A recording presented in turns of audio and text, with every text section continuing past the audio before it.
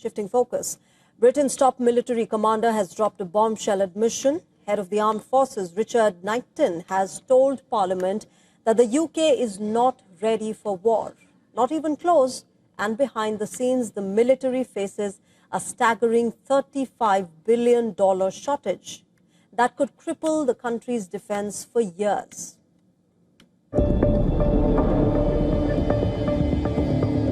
The admission is stark and unsettling. Britain cannot currently fight a full-scale war. That warning comes not from critics, but from the top of the military itself. The head of the armed forces, Richard Knighton, has said, UK is not as ready as it needs to be for the kind of conflict it could face. In plain terms, the country that once ruled the seas is struggling to prepare for modern war. Over the last 30 years since the end of the Cold War, we are not as ready as we have taken a peace dividend, and we are not as ready as we need to be for the kind of full-scale conflict that we might face. And that's how we ultimately deter our principal adversary, is through being ready to fight and win. And part of that is also about how we modernise and transform the armed forces to make sure they're ready for that fight. Years of cuts have hollowed out the force. Troop numbers are down, ammunition stocks are low, equipment is aging, readiness is fragile. In a world sliding back towards great power confrontation, Britain is running on fumes. Past reports tell the same story.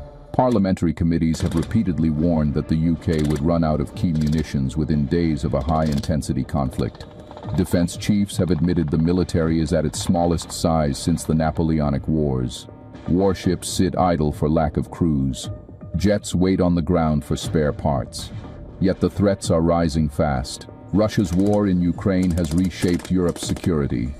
China is expanding its military reach. West Asia remains volatile. Cyber warfare and space warfare are no longer theoretical.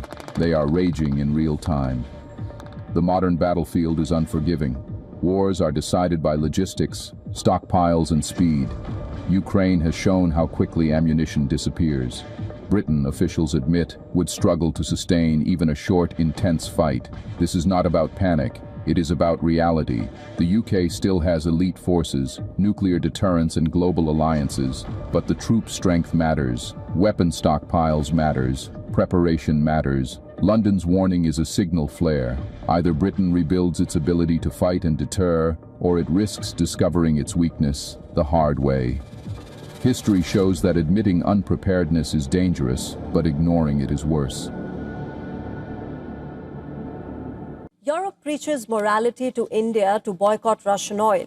Yet, EU's wallets stay wide open, guzzling over $8 billion in Russian gas. A new report by German NGO shows that how Europe keeps importing Russian fuel as India is scolded and taxed over it.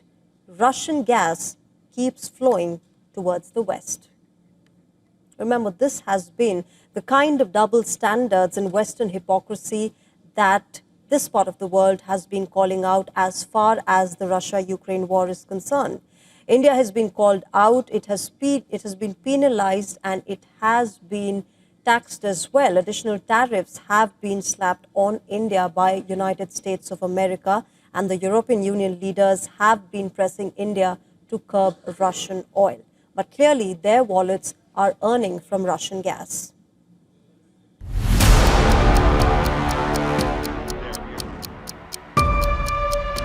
The ink on the sanctions hasn't dried, but the hypocrisy is already soaking through.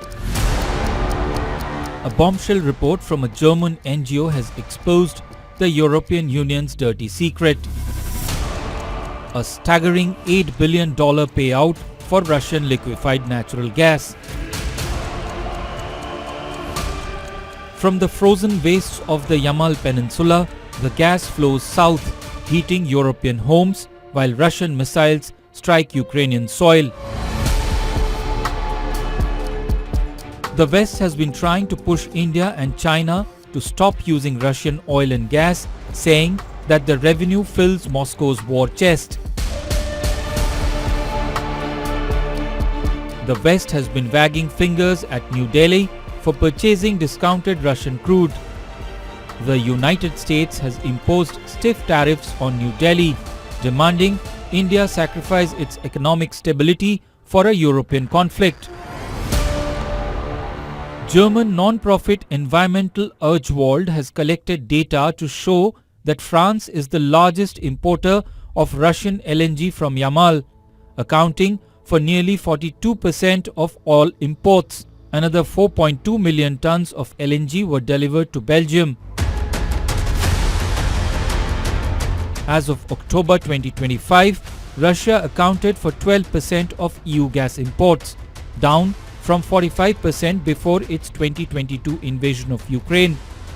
The EU agreed last December to ban Russian LNG imports by 2027 as part of an effort to end dependency on Russian energy and weaken Moscow's war machine. But the new data shows that Europe is still very much dependent on Russian fuel. Bureau Report, WION World is One. The frontier of fiction is colliding with the cold reality of the war room as the Pentagon bets its soul on the machine. Pete Hegseth and Elon Musk are promising a Star Trek future. Musk's XAI platform, Grok, will be integrated into US military networks as part of a new AI acceleration strategy. But what happens when the machines take control of the world's most powerful military? Take a look.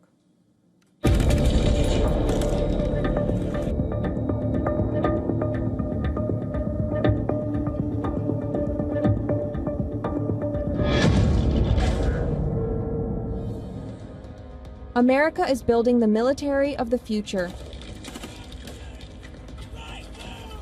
One that has an artificial mind at the helm. The corridors of power are buzzing with a radical vow to turn science fiction into battlefield supremacy. The blueprint for the next world war is being written in lines of code. U.S. Secretary of War Pete Hegseth has announced an audacious plan to transform the U.S. military into an AI-driven force, with Musk's technology leading the charge. Autonomous drones, space superiority, and weapons that think faster than any human commander ever could. Very soon we will have the world's leading AI models on every unclassified and classified network throughout our department. Long overdue. To further that, today at my direction, we're executing an AI acceleration strategy that will extend our lead in military AI established during President Trump's first term. They call it the Star Trek future, a vision of sleek drones, orbital dominance, and AI-driven precision. The goal is clear: outpace China and Russia. Musk's Grok AI is already infiltrating the system, promising a lightning-fast edge that human minds simply cannot match. It's not always science fiction, but one day the science fiction turns to science fact. And we have spaceships going through space, big spaceships, with people going to other planets, going to the moon, and ultimately going beyond our star system to other star systems, where we may meet aliens. Hegseth says Grok will go live inside the Defense Department later this month. Data from intelligence databases would be fed into AI systems. But experts are worried at what happens when the machines take control. Will there be guardrails? What about the nuclear weapons? Will an AI take control of them too? Well, the existing rules framed under the Biden administration mandates that no automated systems would control the nuclear weapons. But will the Trump administration adhere to those guardrails? AI has a mind of its own. It works on logic which is devoid of consequences at times. Internal simulations have pulled back the curtain on a terrifying reality. When pushed into crisis scenarios, almost every major AI model chose the path of maximum violence. They didn't seek diplomacy, they calculated total destruction. The Silicon Mines showed a chilling preference to escalate aggressively, deploying firepower indiscriminately. In the most harrowing drills, the AI didn't just win the war, it ended the world, reaching for the nuclear trigger before a human could even blink. This is not science fiction anymore. It is strategy, power, and risk moving at machine speed. The Pentagon's gamble is historic. Build smarter weapons to prevent war while trusting that the machines never decide to start one.